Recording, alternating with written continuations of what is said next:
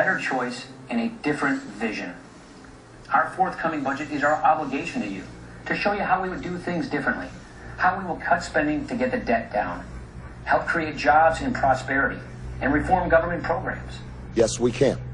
If we act soon, and if we act responsibly, people in and near retirement will be protected. These budget debates are not just about the programs of government.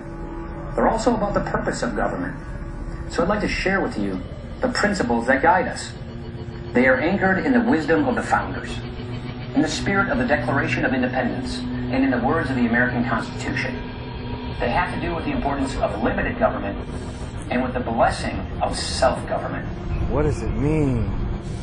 And with the blessing of self-government.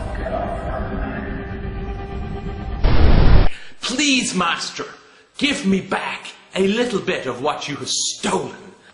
The reality of the state is that they'll take whatever they want from you because they have the guns and the jails and the military, and that they will attempt to bribe you to get you to participate and give them moral sanction for their theft by getting you to participate in a system that allows you to choose this, that, and the other. Of course, you can only choose your master. You can't choose not to be a slave, which of course is why the whole thing is so patently ridiculous.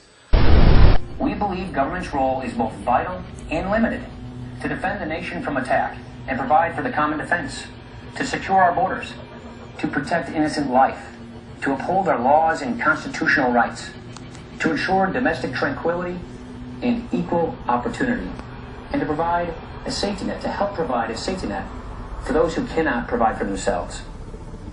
We believe that the government has an important role to create the conditions that promote entrepreneurship, upward mobility, and individual responsibility. We believe, as our founders did, that the pursuit of happiness depends on individual liberty, and individual liberty requires limited government. And individual liberty requires limited government. The whole reason we have elected officials is so we don't have to think all the time. You know, for years I was one of these people. We got to return to what the founding fathers thought. We got to get back to the 10th Amendment. We got to return to the Constitution.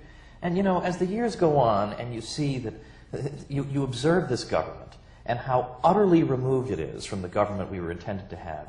After a while you start wondering, you know, look at all these think tanks sending out direct mail fundraising appeals. We've got to cut wasteful government spending, and nothing ever happens, and it gets bigger and bigger and bigger. You wonder, maybe I am chasing a unicorn here. Maybe there is no such thing. Maybe if you say, this institution has a monopoly on the power to tax and a monopoly on the power to initiate violence, but it will simply restrain itself to a few itemized tasks. I mean, it seems to me unrealistic. Limited government also means effective government. When government takes on too many tasks, it usually doesn't do any of them very well. It's no coincidence that trust in government is at an all-time low, now that the size of government is at an all-time high. Your government cannot protect your property by stealing half of it first.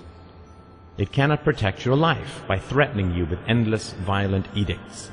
It cannot protect your money by forcing you to use a currency that it counterfeits at will. It cannot protect your children by sealing them up in 18th century mental prisons for years while selling their futures off to the highest bidder.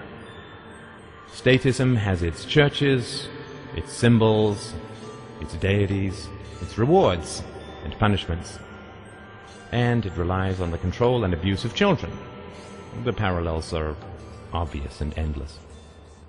To save the world, to free the world, to end war and imprisonment and abuse and torture and indoctrination and enslavement, and the taxes and debts that enable all such evils, we need to stop teaching our children the language of the state.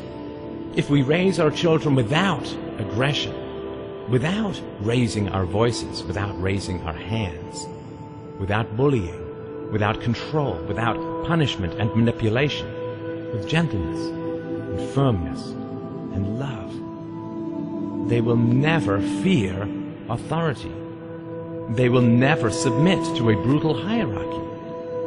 and they will never accept the moral authority of those who call themselves the state.